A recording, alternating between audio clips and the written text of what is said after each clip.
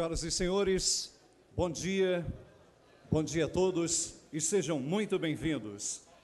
Dando prosseguimento aos trabalhos, convidamos para compor a mesa do painel temático Financiamento e Planejamento da Política Pública na área da infraestrutura, o excelentíssimo senhor vice-presidente do Tribunal de Contas de Santa Catarina, conselheiro Adircélio de Moraes Ferreira Júnior.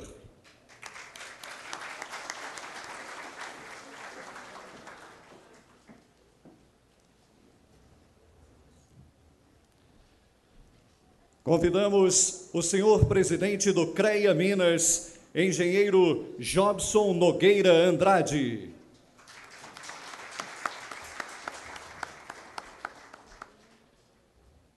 O senhor presidente da Companhia Brasileira de Metalurgia e Mineração, Tadeu Carneiro.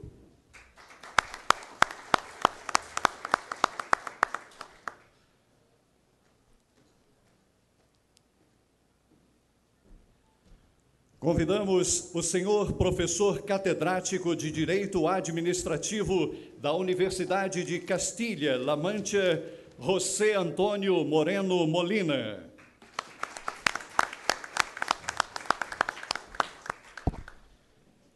O especialista líder em gestão financeira, German Zappani.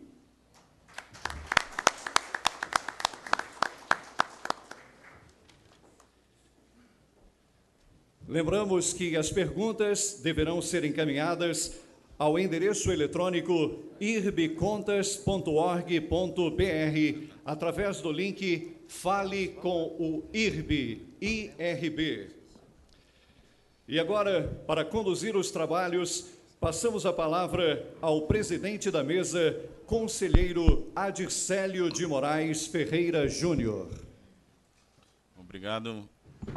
Primeiramente, gostaria de cumprimentar a todos os aqui presentes, cumprimentar também a organização do evento, e eu faço na pessoa do presidente do Tribunal de Contas de Minas Gerais, conselheiro Sebastião Evécio, que foi muito brilhante nessa iniciativa, na escolha dos palestrantes e dos temas. O nosso painel, Financiamento e Planejamento da Política Pública na área de infraestrutura, está dividido em 4 subpainéis, todos temas da mais alta relevância e atualidade, alguns pontuais, mas nem por isso deixam de ser abrangentes, na dimensão e que atinge, que interessam a administração pública e, consequentemente, o controle público. Então, eu quero agradecer a presença dos nossos palestrantes, tenho certeza que irão abrilhantar esse evento como um todo. Em função do adiantado da hora, eu vou passar diretamente a palavra ao primeiro dos palestrantes. Teremos 20 minutos para cada um dos apresentadores. O primeiro painel é as necessidades de investimentos em infraestrutura no Estado de Minas Gerais em perspectivas georreferenciadas.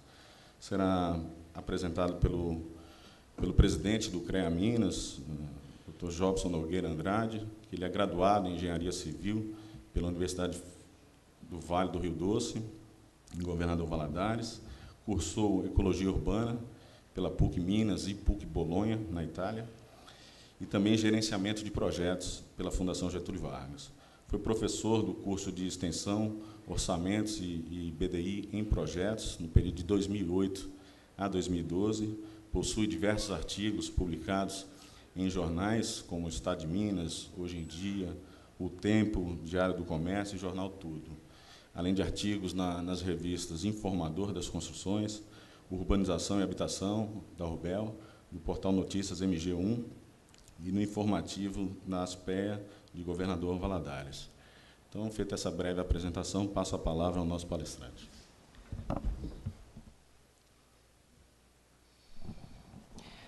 Muito bom dia a todos e a todas. Cumprimento também todos da mesa, já rapidamente agradecendo a oportunidade. E como o nosso tempo foi um pouco diminuído, eu vou tentar o mais breve possível encaixar a minha fala, que é uma conversa a respeito desse assunto nos 20 minutos. Né? Se eu passar, vocês podem, por favor, cortar a fala. Muito bem. Para a gente falar um pouco desse tema, eu queria fazer uma relação pela via das utilidades.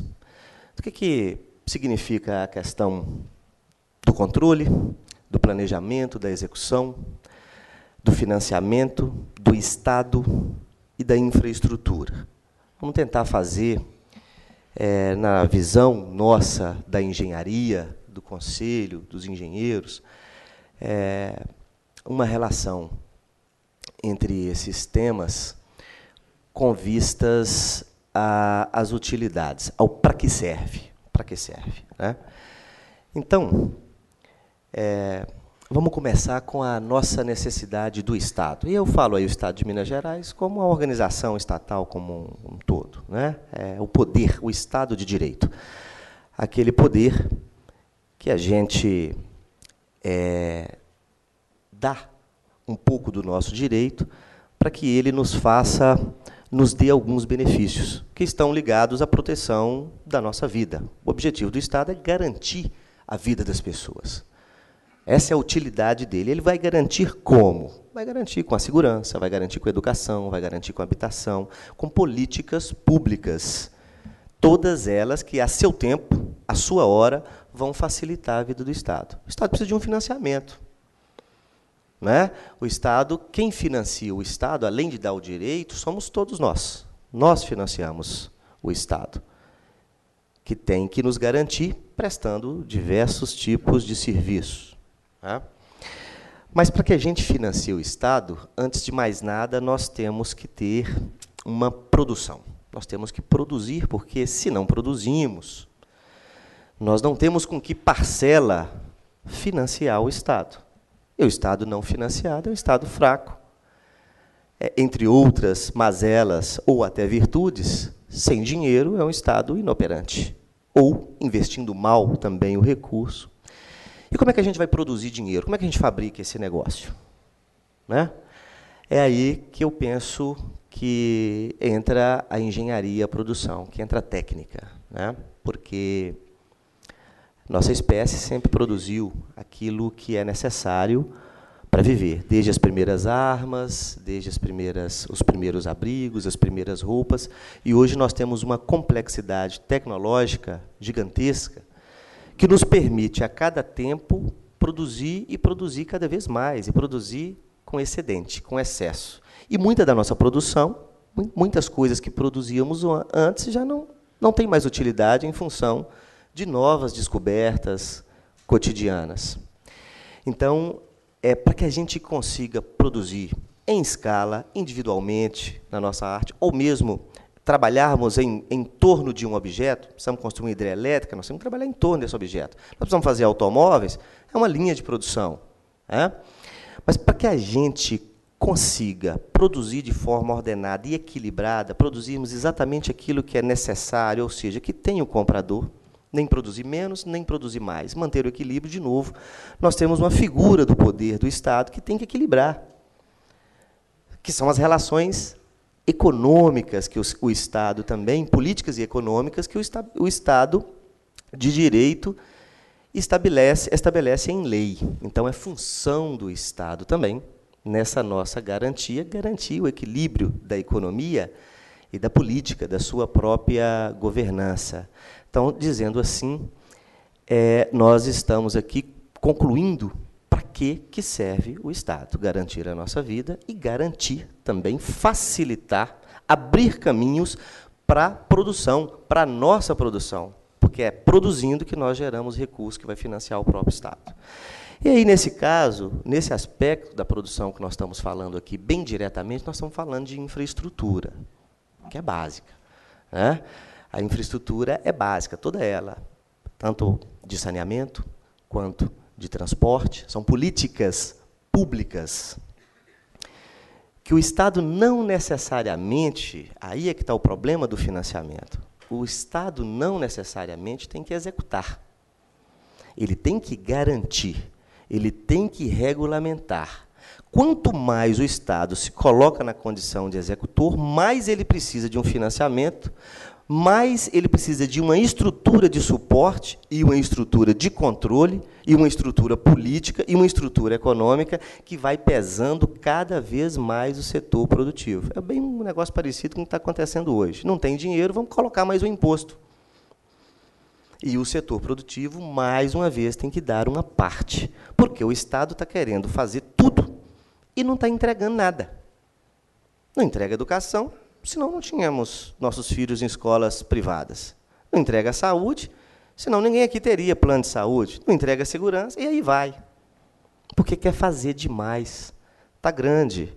Então, está desequilibrada a primeira relação, que precisa equilibrar os meios de produção, apoiar os meios de produção, regulamentar. O financiamento tem que vir da própria iniciativa privada, do próprio ciclo de produção, desde que tenhamos regras e que o Estado seja menos interventor. Não consegue construir a estrada? Passe para quem consegue, para quem consiga, e aí o controle é muito importante. E, nesse sentido, a origem de todas as ações, de tudo que a gente faz, na engenharia, na política pública, é o sonho, é o planejamento. Então, nós temos, dentro de um projeto, dentro daquilo que a gente objetiva fazer, seja na infraestrutura, seja em qualquer ação nossa ou do Estado, um projeto tem praticamente 3 fases. É o planejamento, a execução e o controle. Não é? São 3 partes importantes que cumprem um papel, mas elas não podem sobrepor umas às outras. Umas às outras. Hoje, também no Estado de Minas, no Estado brasileiro, nós estamos vendo uma supervalorização do controle. Do controle. Se o controle, e é claramente perceptível por que isso aconteceu, no momento de 30, 40 anos atrás, 20 a 40 anos atrás, no momento de recessão forte no país, a gente começou a não ter o que fazer. Quando você tem recessão, você não tem crescimento econômico, você não tem porção de estrada, de porto, de aeroporto, não tem nada. Então, se não tem o que fazer, o Estado passou a ser muito controlador. Fez uma Constituição de 88, que é uma Constituição que fala muito em direitos, mas não diz dos deveres e nem como financiar tantos direitos. Não é?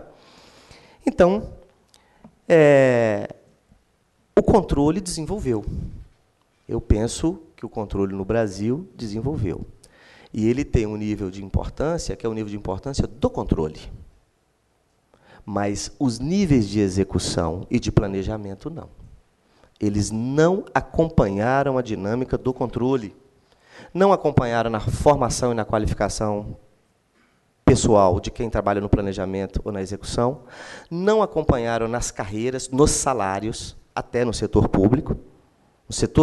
Um concurso de um órgão executivo, o salário é X para um técnico. No setor de controle é 3, 4X. Então, mostra claramente que o controle desenvolveu, mas o planejamento e a execução não. Então, no momento da execução, nós temos uma execução atabalhoada, porque aí, quando a gente pensa em fazer alguma coisa, a gente sonha em fazer alguma coisa, e aí nós temos que combinar com os gregos, combinar com os russos, porque nós vivemos no Estado democrático, então tem que ser combinado o que nós vamos fazer. Esse sonho ele tem que ser transformado num projeto, num plano de execução. Esse é o primeiro ponto, e é o ponto que eu acho que agora o controle tem que atuar. O controle atua muito na execução, é importante, né? Para, inclusive, realimentar, para reaprender, mas o controle tem uma missão de desenvolver o planejamento, porque com um planejamento forte, por osmose, por energia de ativação, a execução acontece. Nós temos capacidade instalada para isso. Mas, para desenvolver o planejamento, eu penso que o controle tem que ajudar um pouco. Não é comum o controle controlar o plano, controla a execução nos projetos. Mas controlar o planejamento, por quê? Para que os organismos, institutos, empresas deem conta da importância do planejamento. Antes de eu construir uma estrada que liga A até B, qual a função social, econômica, em primeiro lugar, social, daquela estrada num plano de desenvolvimento e integração. O plano, o projeto, tem que ser patrimônio de todos, e não é. Eu costumo dizer recentemente que eu gosto muito de Copa do Mundo, da Copa no Brasil, porque nós conseguimos planejar, e nós sabíamos que em 7 anos a maior parte daquelas coisas teria que acontecer. Porque a Copa tinha uma data específica. O primeiro jogo tinha que ser jogado e o último também. Então, aquilo tinha que acontecer. E olha como foi bacana, aconteceu. Com todos os atropelos, por falta da cultura de planejamento, mas fizemos. Fizemos vias, rodovias, fizemos saneamento, fizemos drenagem, fizemos BRTs, fizemos metrô, fizemos estádio, fizemos hotel. Está aí, está feito. É uma relação mais equilibrada, mais regulamentada em planejamento, execução e controle. Então, é importante, nesse momento da história do Brasil, o controle se ater ao planejamento. Antes de começar a execução, antes de vir para a execução, entender, cobrar, amarrar o plano, o planejamento, para que a gente consiga trabalhar em cadência e otimizando recursos. No mais, o que me faz um pouco descrente de algumas ações no momento é a falta de compromisso. É a questão, voltamos lá ao início, na teoria da utilidade, do para que serve, né? Quando nós planejamos, executamos ou controlamos, ou fazemos todo esse ciclo, nós temos um objetivo. O objetivo é o projeto, é a finalidade que está lá. Então, toda essa cadeia, o compromisso deve ser com o produto final, porque é o produto final que atende o princípio básico do Estado de proteger a vida. Eu não posso, por falha no planejamento, parar a execução da estrada. Eu não posso, por problema na execução, parar. Eu tenho que ter plano B. E eu não posso, pelo controle, também, olha, papel aqui, com isso aqui, a coisa não andou muito bem, teve um problema, parar a execução, porque senão eu nunca chego lá. É por isso que nós construímos Brasília em 5 anos, Itaipu em 7, a Ponte Rio-Niterói em 6, e hoje a gente leva 20 anos para construir 6 quilômetros de metrô, como em São Paulo, por exemplo, 7 quilômetros, porque fica realimentando toda a cadeia do aspecto gerencial do planejamento, execução e o controle, e não tem compromisso com o que precisa, na realidade, que é entregar o produto. E aí não faz. E não fazendo, nada acontece, a depressão toma conta. Então, o nosso recado da engenharia é que a gente precisa de menos Estado, mais sociedade, mais regulamentação no Estado, mais compromisso com o produto final na cadeia produtiva e muito planejamento negociado com toda a sociedade para que a gente consiga, no espaço de tempo, cadenciar e construir as estruturas que a gente precisa. E hoje não é só para enriquecimento ou para fazer o desenvolvimento social. É para a gente, minimamente, ter uma condição de grandeza que o nosso rico território nos dá por bens naturais. É ter o mínimo de saneamento para preservar o nosso meio ambiente, para poder ter a mobilidade, para a gente transportar nossas riquezas, dar segurança para as pessoas. Então, a gente precisa de plano. E o plano, ele consegue financiamento quando ele é crível. Se a gente acredita nele, se ele é sério, ele é crível, ele acontece de forma cadenciada, o financiamento vem. Então, esse é o recado que eu queria deixar para vocês. Já anunciou aqui, foram 20 minutos. Agradeço muito a atenção.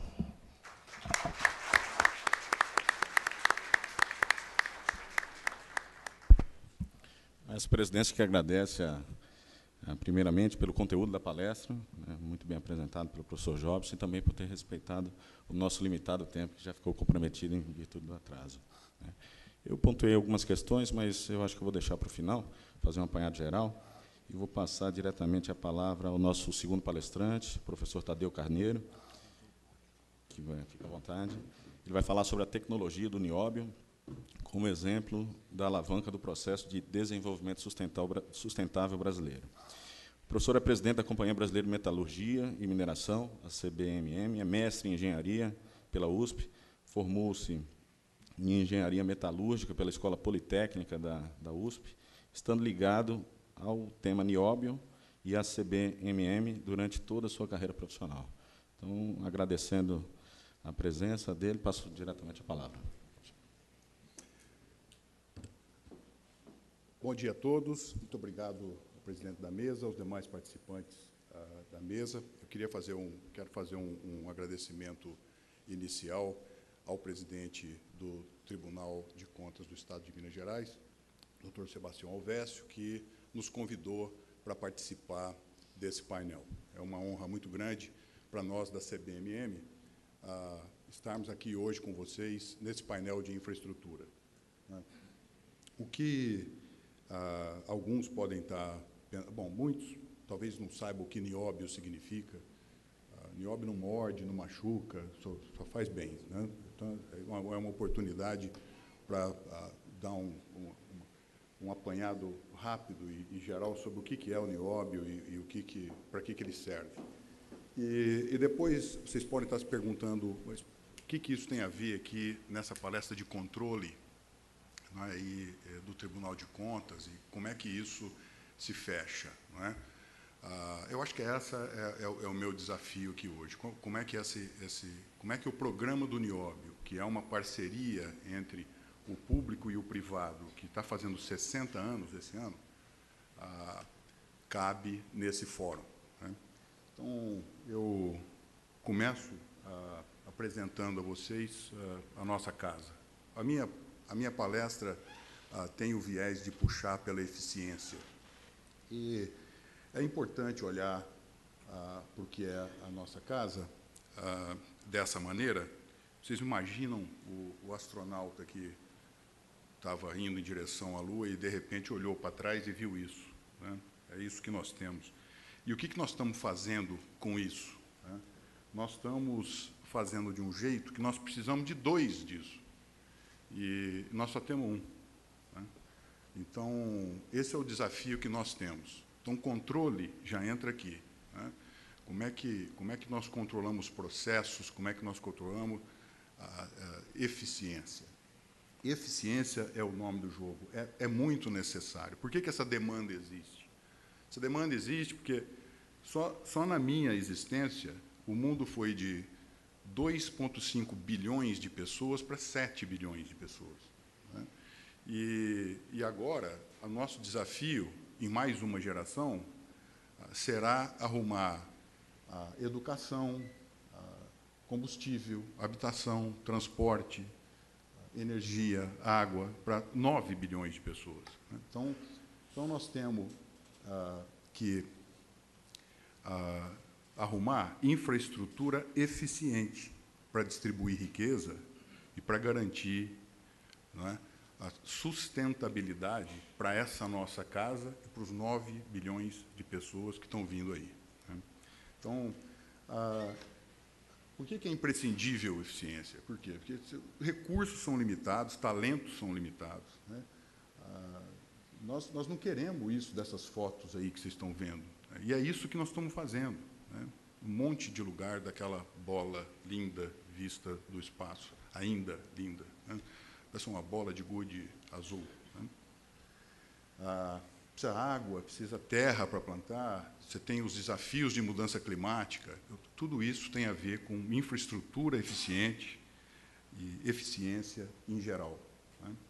Então, é nesse contexto que vem essa mensagem da tecnologia do nióbio como exemplo de desenvolvimento sustentável brasileiro. A ideia é mostrar para vocês que, planejando, pensando e crescendo e nascendo sustentável, é possível fazer, né? Eu acho que eu sou muito suspeito para falar, mas isso é um exemplo de que dá para fazer no Brasil. Isso foi assim que o Brasil passou a ser líder em nióbio no mundo, né? Nós somos líderes. Não porque o nióbio seja raro e só exista em Araxá, não. Nióbio não é raro. Existem centenas de minas de nióbio no mundo inteiro, né? Mas é porque foi feito com um espírito de programa de longo prazo, né? É por isso que nós nos tornamos líderes, os líderes que nós somos hoje nessa área. O que é o nióbio? Nióbio, 90% é usado em aço. A despeito de outras aplicações glamourosas, que eu já vou citar para vocês, nióbio vai em aço, para fazer o aço ficar mais resistente, sem ficar quebradiço. Por isso que ele é usado em grandes estruturas, para fazer a estrutura ficar mais leve. Na indústria automotiva, você usa menos aço. Não é que o aço fica mais leve, ou que o carro usa menos aço, então o carro fica mais leve. Transporte de gás de maneira segura, né? E assim por diante. Então, nióbio é aço, 90% é usado em aço. O que faz no aço? Faz isso, ele refina o grão do aço. É só isso que precisa saber. Se você põe 500 gramas por tonelada de aço, processa o aço de uma maneira especial e ele fica com grão fino e, portanto, dá as propriedades que a gente precisa. Menos de 10% são usados em outras aplicações, inclusive em turbinas de avião, inclusive no tomógrafo, quando você vai fazer uma ressonância magnética, o buraco que você entra, aquilo é um magneto de nióbio de titânio. Então, existe uma série de aplicações glamourosas, mas não são essas que trazem o mercado para o nióbio e os desafios, os principais desafios do nióbio que nós temos hoje. Muito bem. De onde começa essa parceria entre o Estado e o privado, né? Começa no direito minerário lá de Araxá. Então, esse mapa aí mostra para vocês, aqui no canto superior direito, vocês veem um anel de quartzito azul delimitando a área onde tem o minério de nióbio de Araxá.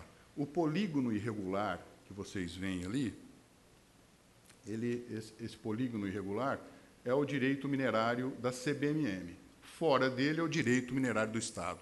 Então, como é que foi combinado o que fazer desde o início, né? Num primeiro momento, o Estado tentou desenvolver a tecnologia e o privado ia ter o direito de comercializar os produtos que fossem produzidos. Foi assim que foi contratado no início.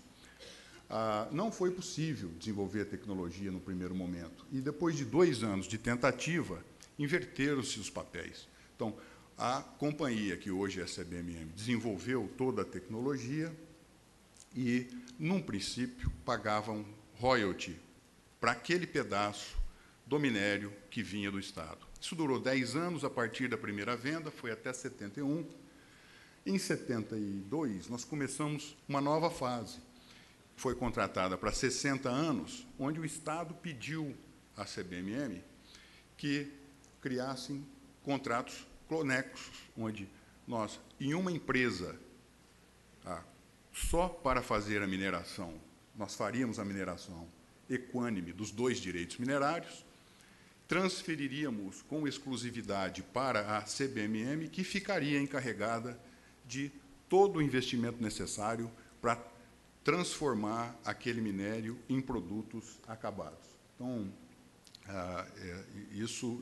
no final do arranjo, o Estado receberia de volta, sem qualquer investimento em qualquer uma das etapas, 25% do lucro de toda a operação, né? Então, esse é o arranjo que está contratado por 60 anos, já dura 44 anos quase, né?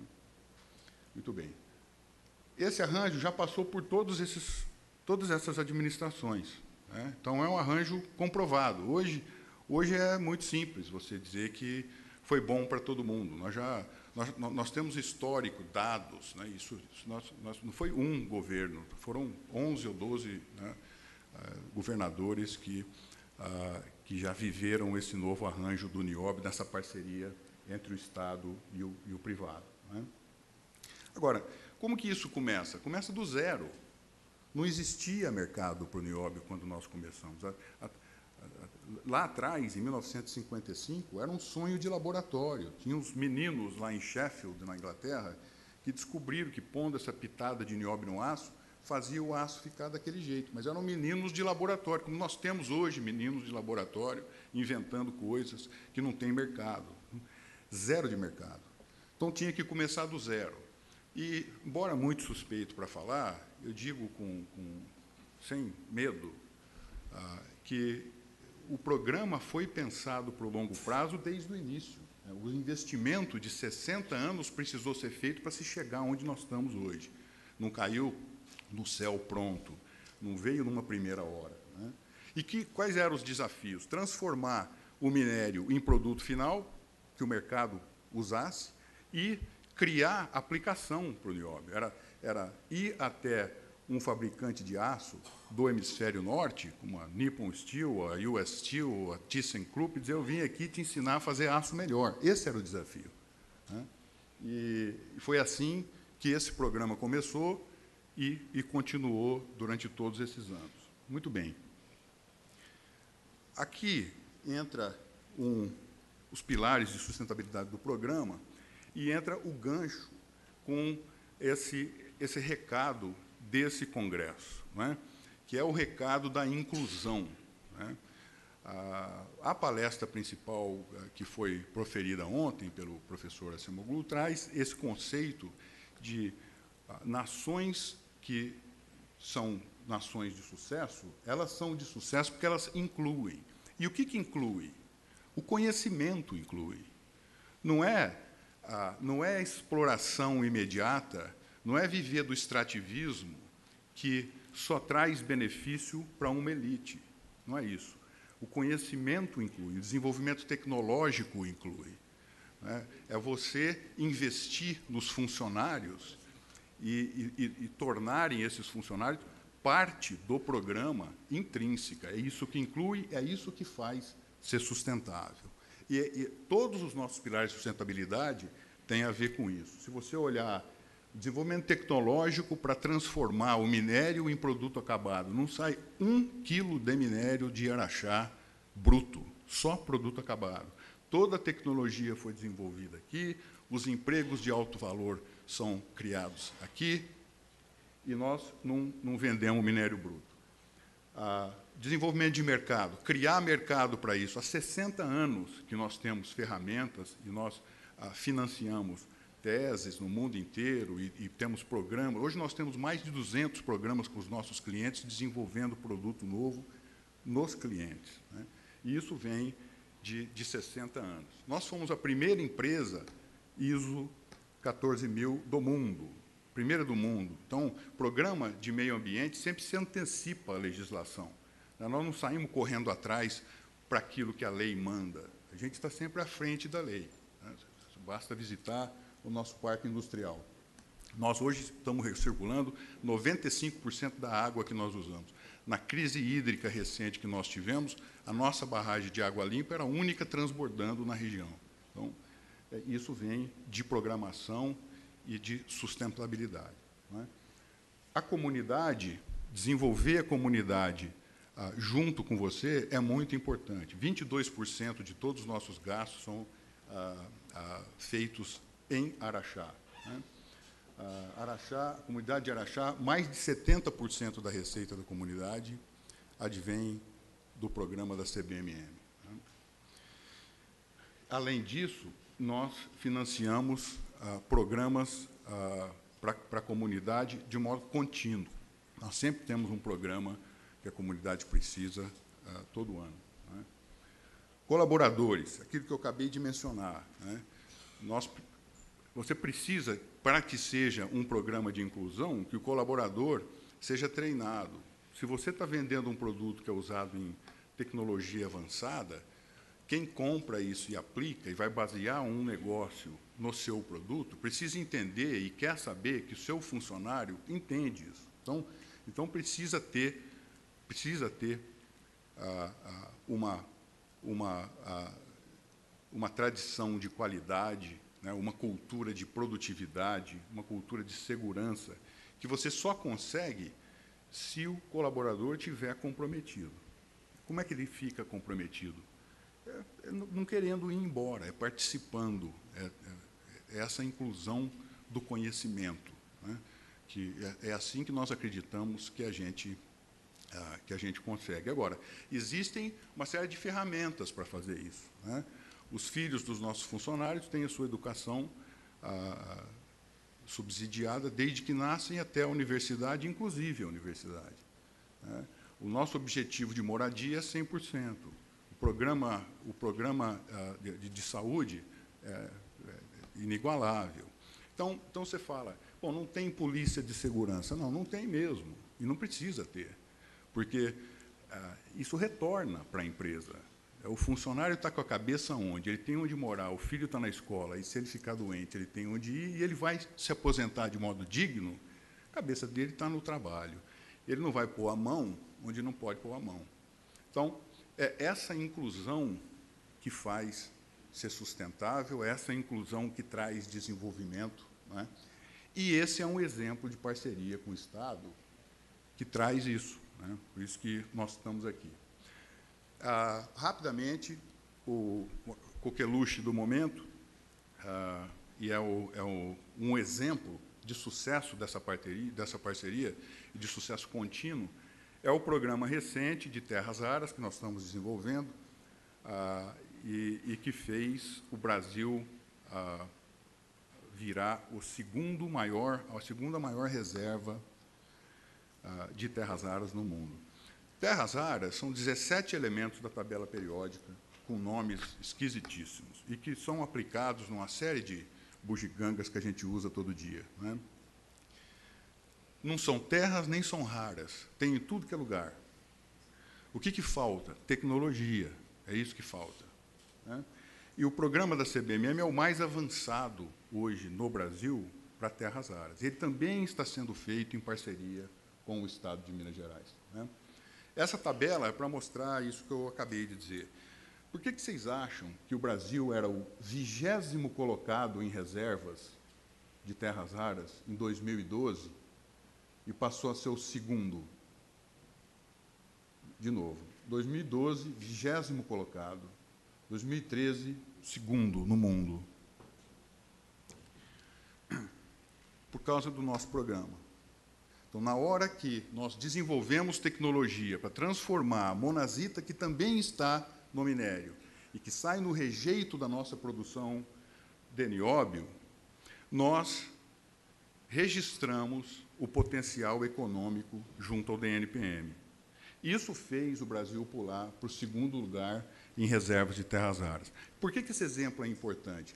Porque você saber que existe mina não significa absolutamente nada, até você ter tecnologia para transformar aquilo em algo, né? Então, terras raras tem em todo lugar. Os senhores cavuquem seu quintal, os senhores acharão terras raras. O que faz aquilo é diferente, né? E nós desenvolvemos um processo para trabalhar o mineral que sai no rejeito da nossa produção de nióbio para aproveitar essas terras raras. Então, a fase de pesquisa, nós investimos mais de 7 milhões de reais, né, sem incentivo, isso foi feito do próprio bolso, sem prometer 1 quilo de venda de coisa nenhuma. Nós desenvolvemos uma fase semi-industrial que produz um sulfato duplo de terras raras puro, né, e aqui entra a parceria do Estado de Minas Gerais, eles têm a opção de participar para desenvolvimentos outros que não seja o nióbio, e fizeram essa opção, então até nessa fase eles estão presentes, né? E nós estamos investindo em conhecimento para desenvolver toda a cadeia de conhecimento de terras raras. Então, enquanto é tecnologia, a CBMM faz sozinha. Esse é o caso, né? São 30 milhões de reais para separar os diferentes óxidos daqueles 17 elementos e dar uso a eles, na fase piloto. Então, é uma usina piloto de 2.000 metros quadrados, não é uma bancada de laboratório, que custou 30 milhões de reais. Então, tem algumas fotos delas aqui. Essa é a fábrica mais instrumentada da CBMM hoje, 150 quilômetros de cabo, instrumentando cada célula que tem lá dentro, né? Vamos passear pela fábrica rapidamente. E aqui os produtos que nós já obtivemos. São 4 produtos separados em escala piloto. No caso do neodímio e praseodímio, que são as terras raras usadas para fazer magnetos permanentes, nós estamos desenvolvendo com IPT e Embrapi a redução dos óxidos para chegar no metal e depois fabricar a liga. Então, de novo, colecionar conhecimento para depois ver se isso virará um negócio ou não, né? Então, essa era a mensagem. Quer dizer, é possível você instalar infraestrutura eficiente. E mais do que possível, hoje, é necessário. Nós precisamos saber como fazer isso. É preciso ter um planejamento de longo prazo, não cai do céu, né? E esse é o grande desafio, é saber escolher, priorizar aquilo que a gente vai fazer para o futuro. Não dá para fazer tudo, né? Nós temos que ter nossas apostas. Então, como Brasil, a gente precisa apostar naquilo que a gente quer fazer. Dá para fazer. Era essa a mensagem. Muito obrigado.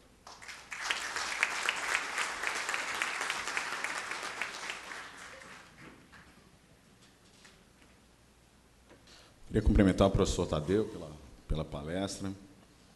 Realmente um desafio falar sobre esse tema. Eu confesso a minha ignorância, eu não conhecia o tema nióbio, né? Fui pesquisar depois que eu vi o título da palestra, mas o encaixe desse tema com o Congresso, que trata de controle, né, tem muito a ver com o que o Günther Teuber, alemão, fala sobre o politeísmo dos discursos, né? Durante muito tempo, o direito ele atendeu à filosofia do monoteísmo do discurso, só que hoje o direito ele tem que atender a vários deuses, né? Principalmente nessa sociedade hipercomplexa que a gente vive, né? Onde há vários discursos, né? Cada um com sua racionalidade, com códigos de comunicação específicos, né? E cada um com pretensão de universalidade. Dentre essas esferas de comunicação, nós temos a ciência, a arte, a educação, a religião, o amor, né? E o professor trouxe o tema tecnologia, um assunto específico da mais alta relevância. E o direito administrativo ele tem que justamente dialogar com essas outras racionalidades, né? A administração pública, que é pautada pelo direito administrativo, não pode estar alheias a esse processo, né? E isso deve se dar através de diálogos, né, entre essas esferas de comunicação. Marcelo Neves tem até uma construção muito interessante, um simbolismo que ele usa, que é necessário construir pontes de transição, né, entre essas várias racionalidades e discursos envolvidos. Então, cumprimento o professor pela apresentação. O painel anterior, do professor Jobson, né, ele focou na questão da finalidade do Estado, que é o bem-estar do cidadão, né? Isso tem muito a ver com um princípio que, durante muito tempo, ficou esquecido no direito administrativo brasileiro, que é o princípio da justiça financeira, né?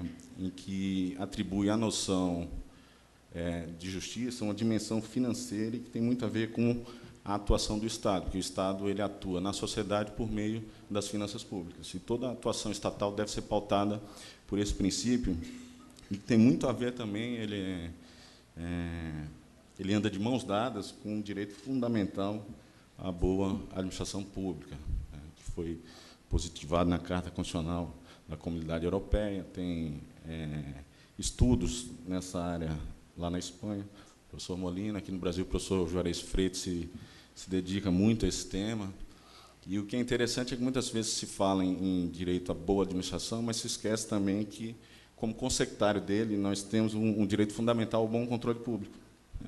De nada adianta uma boa administração, uma administração moderna, com um controle arcaico ou um mau controle. E esse eu acho que é um dos grandes desafios que é colocado à frente dos tribunais de contas como um órgão estatal responsável pelo controle dentro do aparato estatal. Então, cumprimento os palestrantes e vamos passar à próxima apresentação, que é do professor José Antônio Moreno Molina. Ele vai tratar das vantagens e desvantagens do financiamento privado da infraestrutura. O professor é catedrático de Direito Administrativo da Universidade de Castilha-La Mancha, é mestre em Direito Ambiental e Sustentabilidade e em Direito na Contratação Pública pela Universidade de Castilha-La Mancha. É diretor da revista Contratação Administrativa Prática, publicadas pela Wolter Kluwer Law. Suas publicações incluem 15 livros, 74 capítulos de livros e 82 artigos em periódicos especializados. Muito obrigado pela presença. Com a palavra, professor. Muchas gracias. Es para mí un honor poder estar con todos ustedes en esta mesa, compartirla con tan ilustres colegas y poder dirigirme a un público tan cualificado al que quiero, en primer lugar, pedir mis disculpas, pedirles perdón por no hablar la lengua portuguesa. Voy a hacer mi intervención en español y lo lamento mucho. Voy a intentar hacerlo de la forma más despacio, más comprensible posible. Por supuesto, si tuvieran cualquier dificultad o quisieran una aclaración posterior, quedo a su completa disposición. Me han parecido de mucha importancia las intervenciones anteriores y, en general, el planteamiento del Congreso. El Congreso va en una línea por la que hoy se dirige con claridad el moderno derecho en general, los ordenamientos jurídicos y lo que es hoy la administración pública y la necesidad de su desarrollo, de su funcionamiento y de su control. En esa línea, mi aportación quiero que sea, sobre todo, presentarles cómo se encuentra en estos momentos la Unión Europea abordando la colaboración público-privada, la construcción de infraestructuras a través de diversas fórmulas que engloban una participación del sector privado en conjunción con el sector público. Se trata de un ámbito de clara actualidad y de mucho futuro.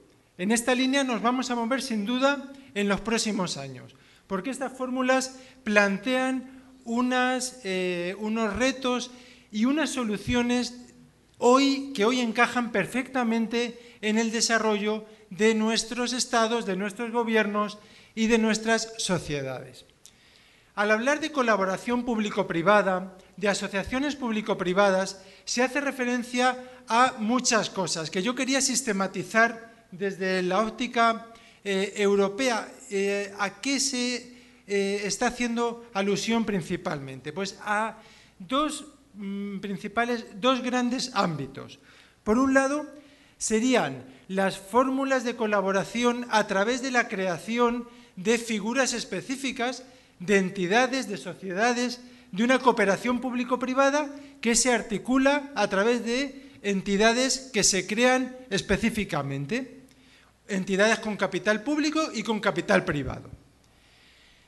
La segunda gran parte de la colaboración público-privada hace referencia a fórmulas ligadas a la contratación pública, a cómo se adjudican contratos por parte del Gobierno del Estado, contratos para la construcción de infraestructuras o la compra de bienes, la compra de servicios, y en esa compra se permite una colaboración del sector privado. Va a articularse a través de fórmulas flexibles, no de las tradicionales donde el Estado le encarga a una empresa que haga una obra y el Estado únicamente va a controlar que la empresa la entrega en buenas condiciones, sino que a la hora de definir ese contrato, de articular sus fórmulas de financiación, existe una amplia flexibilidad. Y eso sería la colaboración público-privada a través de fórmulas contractuales, que pueden ser concesiones de obra pública, pueden ser otro tipo de figuras flexibles, amplias, que admiten esa colaboración. Bien, ¿cuál es el contexto del auge de la colaboración público-privada? ¿Por qué se ha desarrollado tanto en los últimos años y lo va a seguir haciendo en un futuro próximo? Porque hoy es una realidad que los gobiernos, los estados, invierten una parte importante del Producto Interior Bruto en adquisiciones públicas, principalmente en la construcción de infraestructuras. La OCDE advierte que cerca del 20% del Producto Interior Bruto de los estados hoy se canaliza a través de inversión pública, inversión que va al sector privado a través de contratación y las distintas fórmulas de cooperación sector público, sector privado. Esa importancia económica de la contratación pública se traslada inmediatamente a su importancia estratégica para la economía del país, a su vez a la importancia social, ambiental, en todos los ámbitos, por ejemplo, que hoy aborda o que estos días aborda el Congreso Internacional. Todas esas áreas de preocupación pública están hoy claramente dentro de la principal inversión que hacen los estados y que dedican en buena parte a colaborar con el sector privado. Pero más allá de ello, quería plantearles de dónde o cuándo surge esta colaboración público-privada. El origen viene del mundo anglosajón, viene de los Estados Unidos de Norteamérica, viene del Reino Unido, que llevan ya más de 20 años desarrollando esta colaboración, sobre todo ligada en su origen a la privatización de servicios públicos, que pasaban de las manos públicas, las prestaba el Estado, a manos privadas. Al hilo de esa privatización se desarrollan fórmulas de colaboración público-privada. Después se van extendiendo a otros ámbitos territoriales, como puede ser los países de América del Sur o los países de la Unión Europea, en los que ha tenido auge, pero ya desde una época más cercana, hablemos de unos 10 años para acá. En la Unión Europea, la colaboración público-privada surge principalmente en base a 3 grandes tipos de razones. En primer lugar, a un factor económico, ligado a la crisis económica que se vive desde hace unos años, que ha afectado de forma especialmente grave a los países de la Unión Europea. Eso ha hecho que los presupuestos públicos disminuyan, que haya que controlar el déficit público, que ya no se permite en los países europeos. El nivel de endeudamiento se intenta bajar todo lo posible. Y en ese contexto, ¿cómo van a seguir invirtiendo los Estados? En un contexto de crisis económica, sin tanto dinero público, ¿cómo se pueden seguir haciendo infraestructuras? Pues con la colaboración público-privada. Se puede seguir construyendo nuevas líneas de tren de alta velocidad, nuevas carreteras públicas, nuevas inversiones en energías renovables, en medio ambiente, en lo que hoy es en investigación y desarrollo, lo que hoy son las grandes preocupaciones de los Estados, pero se puede hacer si se atrae la inversión privada, ya no la inversión pública, sino la inversión privada, que es la que permite llevar a cabo esas infraestructuras con mecanismos de colaboración público-privada. Segundo factor que permite el auge de estos mecanismos, el que se conoce como eficiencia y eficacia. A través de la colaboración público-privada, de la intervención privada, se va a conseguir un mejor resultado para el interés público.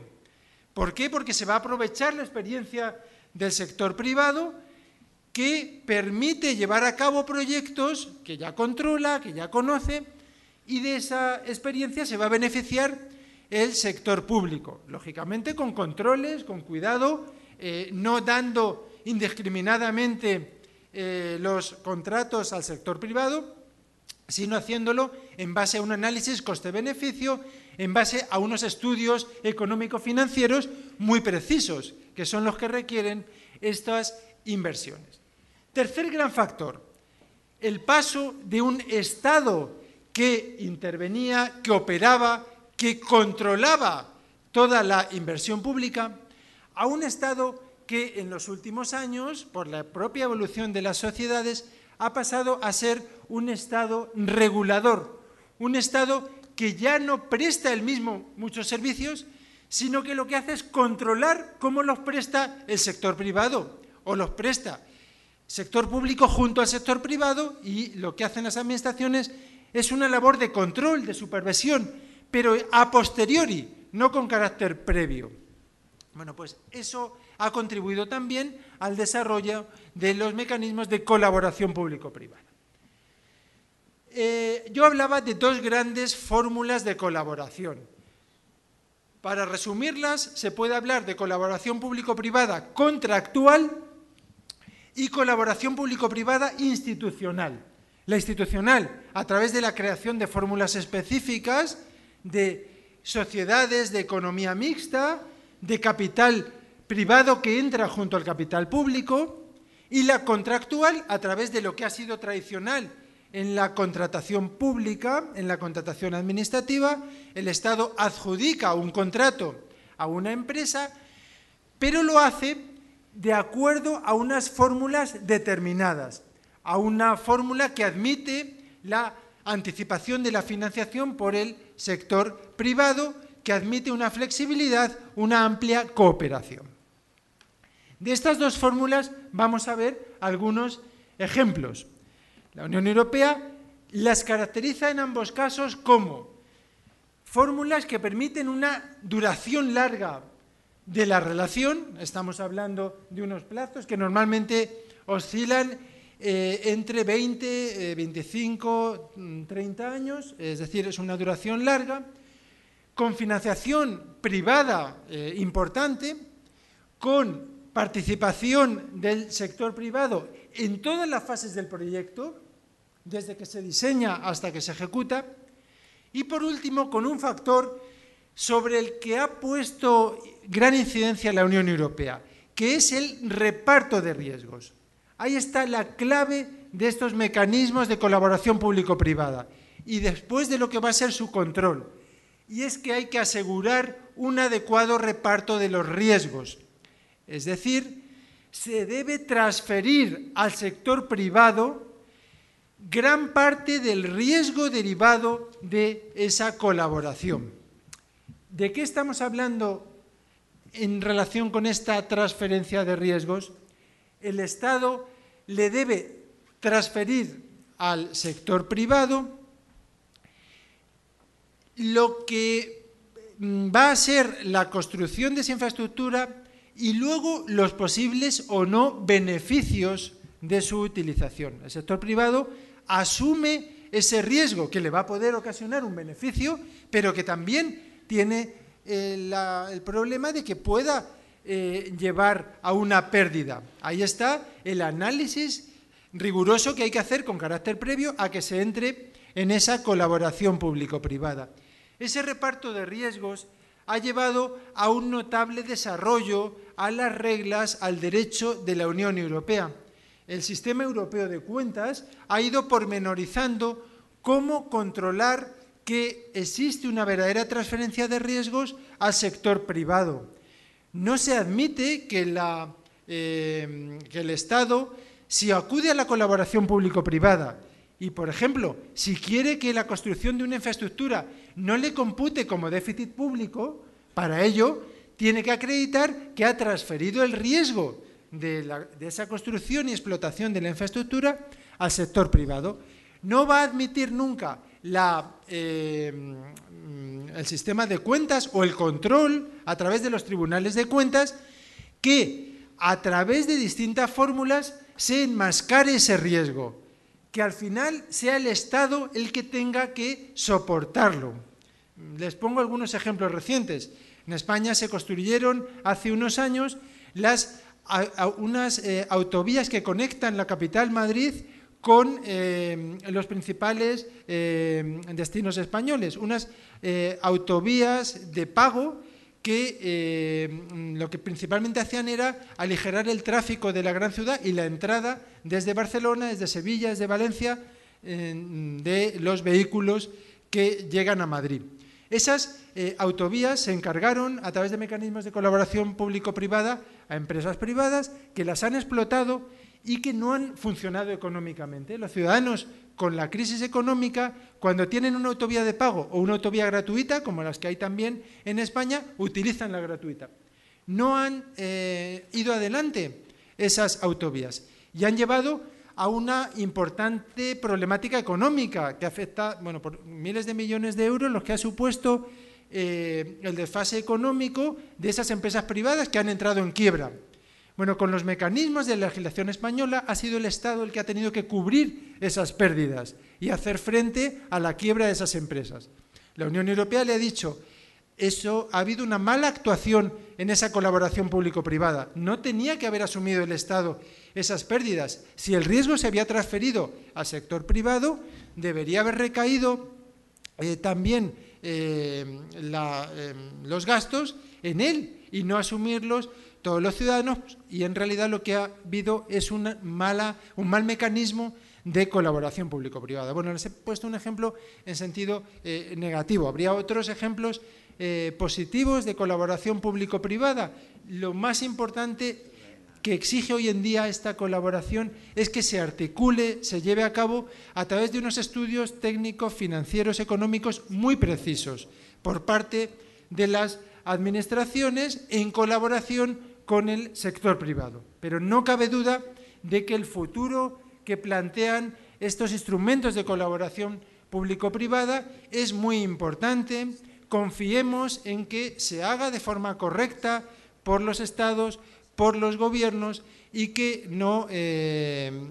lleven a una mejor utilización de los recursos públicos y al final, que es lo que quieren todos los estados y los gobiernos, que lleven a una mejor prestación de los servicios a todos los ciudadanos. Obrigado.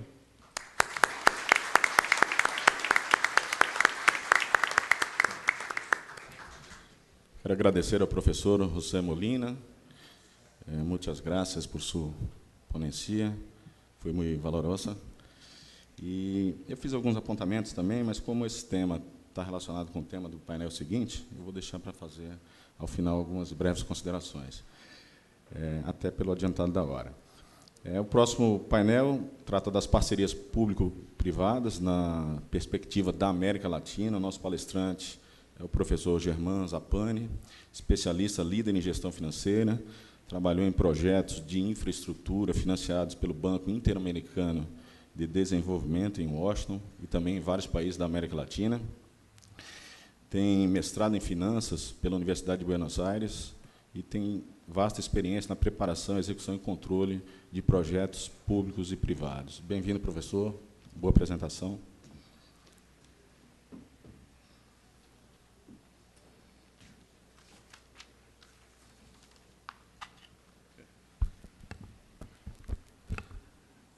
Prezados colegas de la mesa, buen día a todas y todos los presentes. Solo para dar más variedad a este evento, a este congreso, ya tuvimos una presentación en portugués, español y ahora toca portuñol. Entonces, vamos a esperar que sea claro para todos ustedes. Eu gostaria, primeiro, agradecer ao convite. O banco é parceiro do Estado de Minas Gerais, mas também do Tribunal de Contas do Minas Gerais, de longa data. Nós temos muitos projetos aqui em Minas Gerais e o Tribunal de Contas sempre ha trabalhado muito perto com o banco.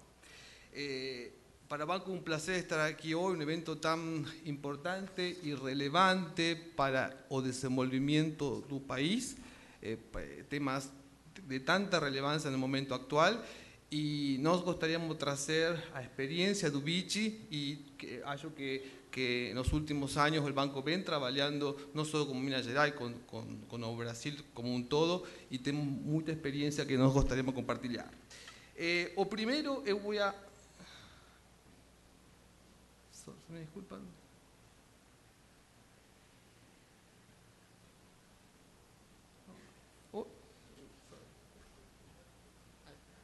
Eu vou falar brevemente de lo que faz o BICI, do banco, e depois sim já entrar diretamente ao tema das parcerias público-privadas.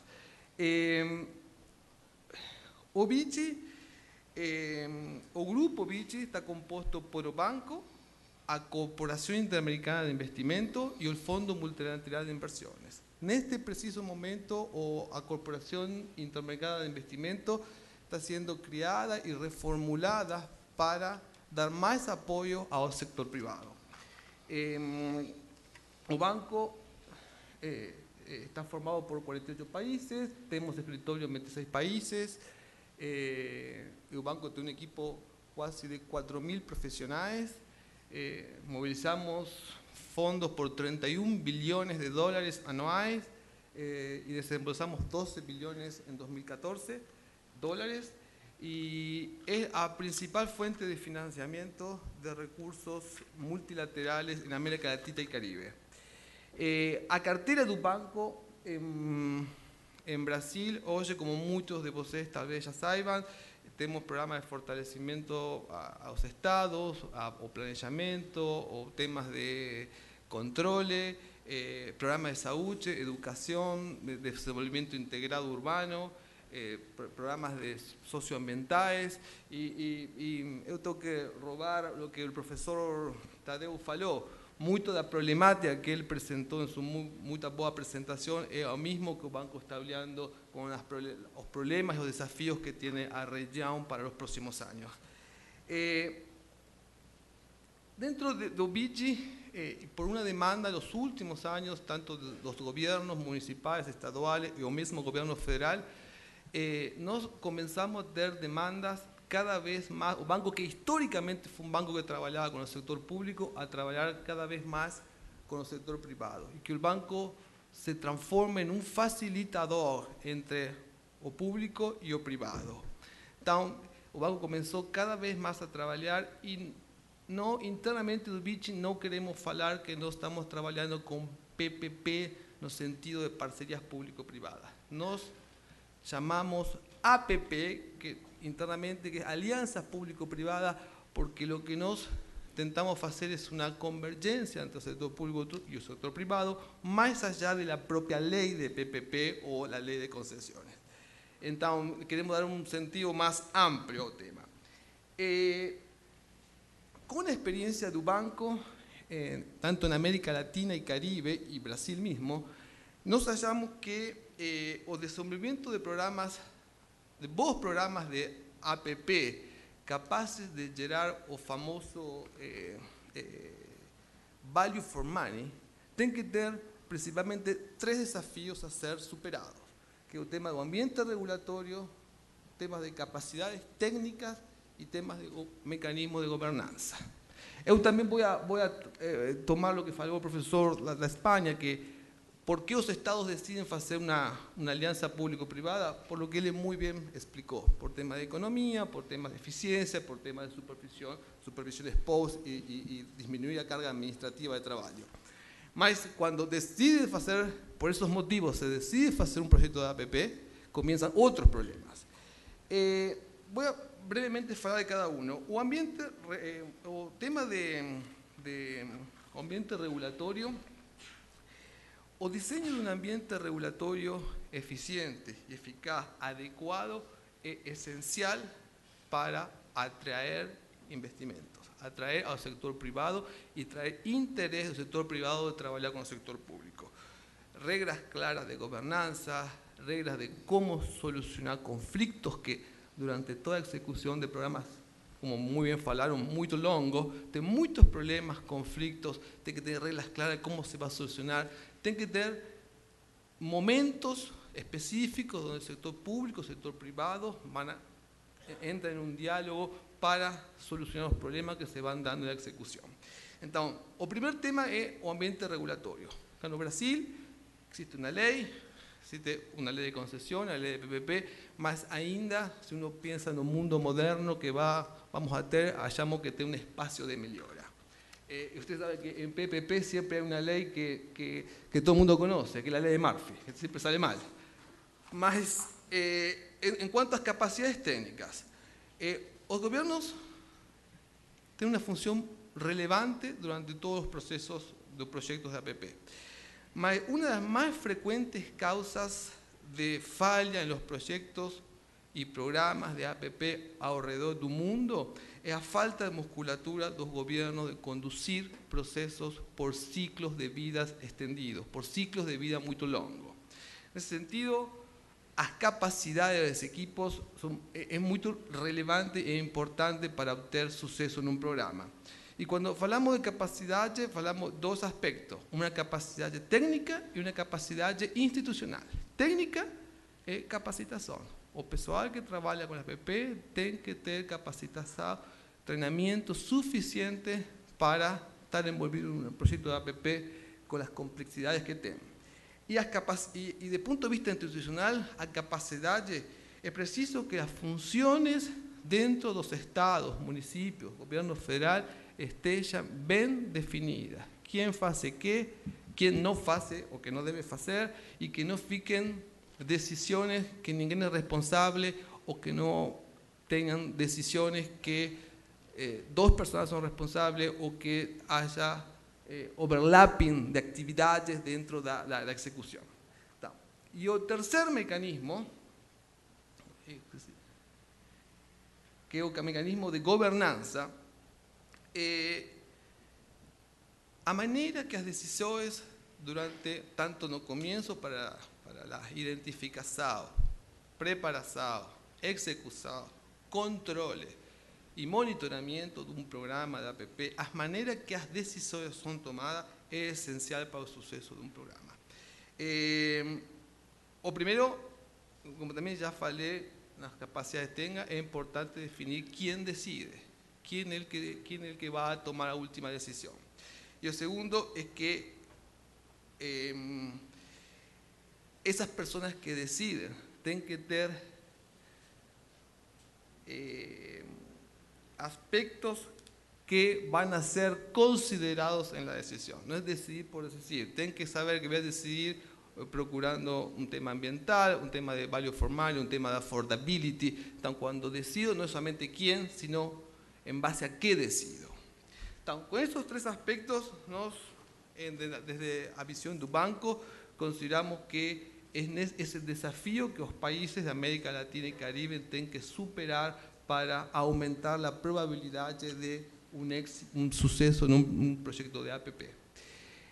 Ahora, voy a hablar brevemente o apoyo do BIGI en América Latina y del Caribe, y especialmente en Brasil también. Para apoyar a los estados, municipios, gobiernos, saben que el banco es irrelevante en cuanto a tamaño si uno compara con la dimensión do Brasil. Entonces, nos identificamos esas oportunidades de mejora donde el banco puede intervenir y aportar para mejorar los procesos de APP. Y nos identificamos 4 productos que el banco ya está haciendo actividades aquí mismo. Son productos financieros, capacity building, estructuración de proyectos y diálogos estratégicos.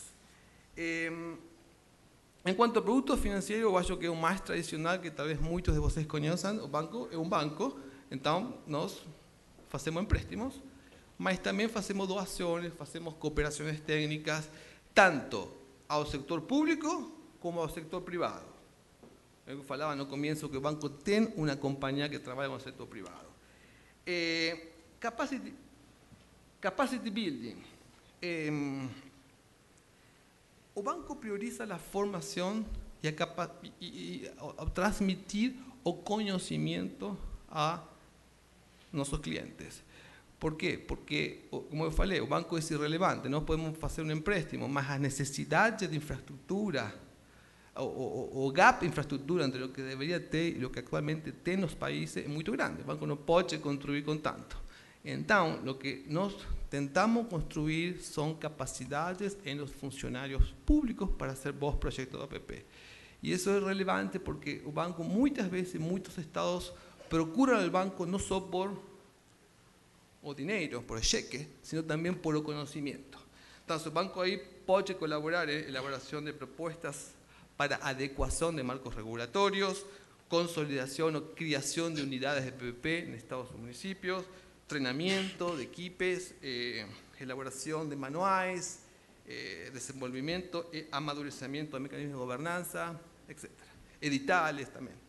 Entonces, estructuración de proyectos es otra área donde tenemos oportunidades, donde los países precisan de alguna colaboración. En ese caso, el banco tiene, como muchos de ustedes saben, el banco tiene especialistas sectoriales, especialistas temáticos, especialistas en educación, en salud, en desenvolvimiento urbano integrado, en mudanza climática. Entonces, el banco ahí puede colaborar en la preparación de proyectos con expertise técnica, estudios de viabilidad, estudios económicos, estudios medioambientales.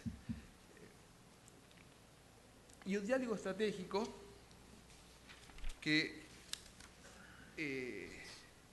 a movilizaciones con los stakeholders. Disculpa.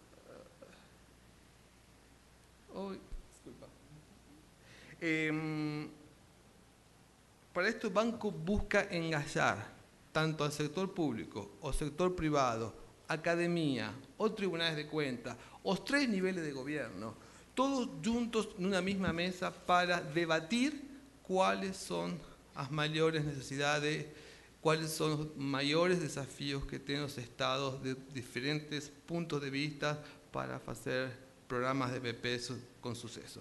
Então, a sociedade civil, como falei, público, privado e 3 níveis de governo, academia. Eu acho que o presidente Sebastião também forma parte do grupo e ele é convidado aos eventos que fazemos, ele traz a visão do controle do projeto da APP do ponto de vista de um tribunal de contas.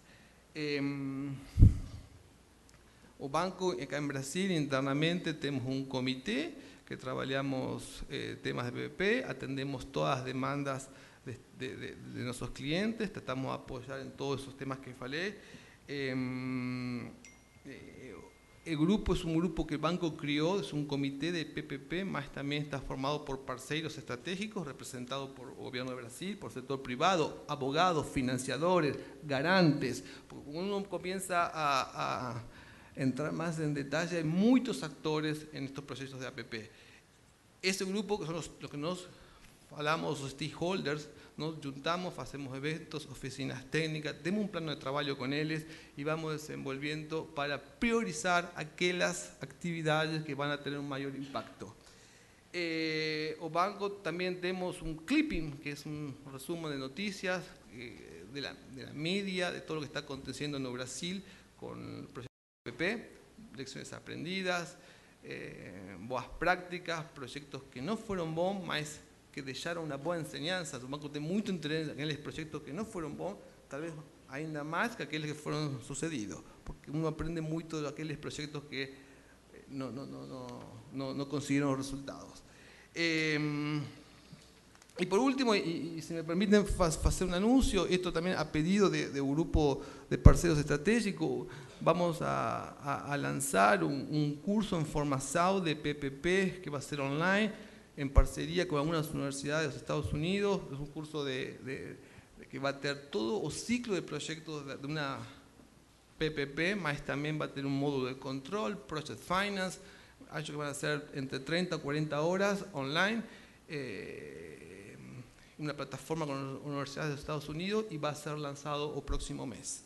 Y por último, ya puntualmente, también una asistencia que tenemos con los estados es convenios de asistencia técnica, memorando de entendimiento para atender determinadas y específicas necesidades de algunos proyectos que hoy ya están siendo realizados en Brasil. El banco, dentro de las limitaciones de recursos y tiempo que todos tenemos, también estamos trabajando puntualmente con eso. Más una vez, agradezco o convite, atención de vocês y tanto en nombre de Vichy ficamos a disposición para cualquier duda, consulta o cualquier esclarecimiento que você precise. Muito obrigado.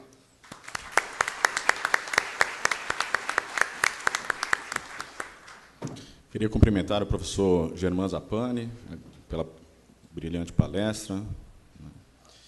E gostaria de acrescentar, professor, que o BID não é parceiro apenas do Tribunal de Contas de Minas Gerais. Ele, na verdade, é parceiro de todo o sistema de controle externo brasileiro.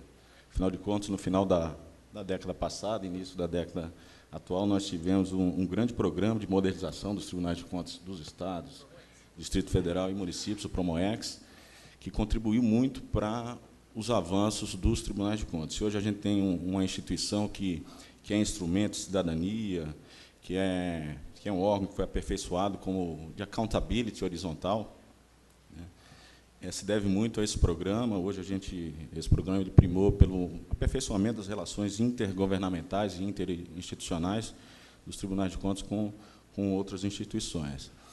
E se a gente também começa a ter uma nova concepção de tribunal, não mais apenas de contas, mas um tribunal da boa governança pública, um tribunal tributário do controle público, se deve a essa parceria também. O tema do professor ele toca numa questão de fundamental importância, que tem a ver também com o que falou o professor Jobson, né, da necessidade da gente deslocar o controle para determinados pontos da atividade estatal. Né. O professor Jobson falou da necessidade do controle focar no planejamento. De fato, isso é muito importante. Né. Além disso, o foco na avaliação do ambiente regulatório. Né. A OCDE, que é a Organização para a Cooperação do Desenvolvimento Econômico, fez um levantamento de todas as entidades fiscalizadoras superiores dos seus países membros, né? As EFS são as entidades, são tribunais de contas, onde existe a jurisdição de contas, ou as controladorias ou auditorias gerais naqueles países em que adotam esse sistema. Então, desse levantamento, ela constatou que 20 dos 34 países membros, essas entidades elas têm mandato para fiscalizar o ambiente regulatório dos seus países, né? E já há várias experiências nesse sentido. Então, até que ponto o ambiente regulatório ele é salutar para a administração pública, para o empreendedorismo, né, para a segurança nas relações, por exemplo, entre as parcerias público-privadas. Então, esse é um ponto que os tribunais de contas devem avançar. A OCDE reconheceu que esse é um tema transnacional, ou seja, da mais suma importância, né? Além disso, o foco na avaliação das políticas públicas, esse é um outro grande desafio dos tribunais de contas. No bojo das comemorações do bicentenário da jurisdição de contas francesa, houve uma grande reforma constitucional lá que positivou o papel dos tribunais de contas como instituição responsável pela avaliação das políticas públicas e como auxiliar nesse processo do parlamento e também do executivo. Então, isso foi um avanço muito grande. E ali também destaca que essa avaliação feita pelos tribunais de contas, ela deve levar em consideração o mérito da gestão dessas políticas públicas. E vejo que na França, onde há uma tradição muito forte, ou pelo menos havia, de um controle da legalidade, da mera legalidade do ato administrativo. Então, esse é um avanço que a gente tem que ter em mente e que os tribunais de contas do Brasil já têm mandato suficiente para caminhar nesse sentido. O tema PPP, do professor Molina, ele tangencia uma outra questão que tem muito a ver com a concepção do Estado que nós temos. Qual o papel do Estado na economia? Infelizmente, muitas vezes essa discussão fica muito contaminada por ideologias, né? Liberalismo, antiliberalismo, né? Você vê que as PPPs foram instituídas no governo Thatcher, né? A Dama de Ferro, que implementou fortes políticas liberais na Inglaterra.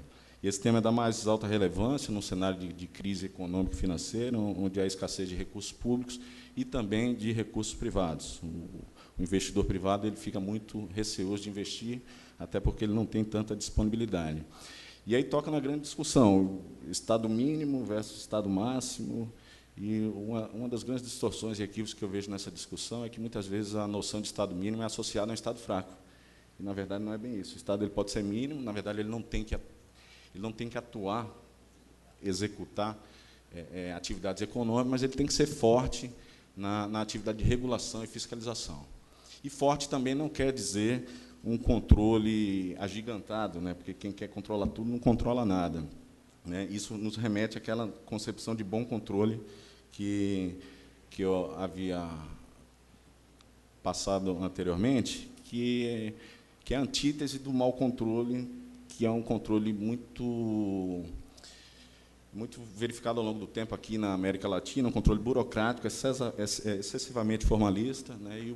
E o bom controle seria justamente a superação disso, um controle focado no resultado, um controle inteligente, um controle rigoroso, mas, ao mesmo tempo, maleável, né? Enfim, é uma concepção completamente diferente e que a gente não está acostumado ainda com isso daí, mas temos que ter em mente para podermos avançar nesse sentido.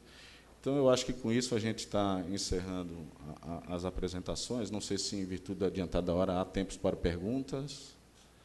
Não.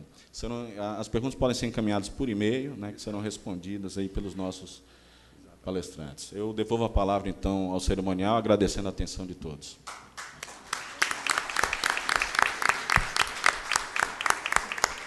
Muito obrigado aos integrantes da nossa mesa. Uma recomendação: reiteramos o pedido para que as perguntas sejam encaminhadas ao endereço eletrônico irbcontas.org.br através do link Fale com o IRB. Faremos agora um intervalo para o almoço e retornaremos às 14 horas com a conferência Combate à Corrupção e Eficiência das Políticas Públicas no Auditório Topázio. Bom almoço a todos.